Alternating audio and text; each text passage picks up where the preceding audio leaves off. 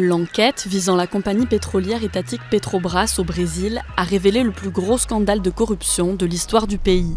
Avec une production de 2,5 millions de barils de pétrole et de gaz par jour et 86 000 employés dans le monde, Petrobras est l'une des principales multinationales pétrolières. Durant les 2 mandats de président de Lula da Silva, de 2003 à 2010, Petrobras était le fleuron industriel d'un pays en plein développement. Dès 2009, les enquêteurs découvrent les premiers éléments d'un colossal système de corruption organisée dont Petrobras est le cœur. Leurs travaux mènent en 2014 à l'ouverture d'une vaste opération appelée Lavage Express. Le scandale prend une nouvelle ampleur lorsqu'un ancien directeur de Petrobras, Paulo Roberto Costa, accepte de coopérer avec les enquêteurs en échange d'une réduction de peine. Il accuse près de 50 hommes politiques, la plupart issus du Parti des travailleurs de Lula et de son successeur Dilma Rousseff, d'avoir bénéficié de milliards de dollars de pots de vin. Dilma Rousseff, qui n'a pas été inquiétée par la justice pénale dans le dossier de corruption, était elle-même présidente du conseil d'administration de Petrobras sur la période concernée.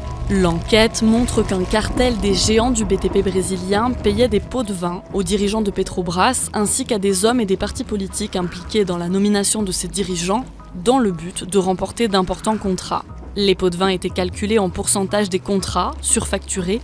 La concurrence était inexistante entre les entreprises du BTP, ce qui leur permettait de gonfler les prix.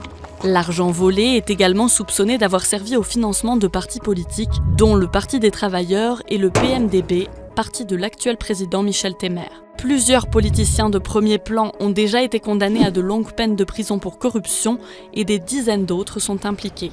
En avril 2017, la Cour suprême a donné son feu vert pour ouvrir des enquêtes contre une centaine de personnalités politiques, dont plusieurs ministres et environ un tiers des sénateurs.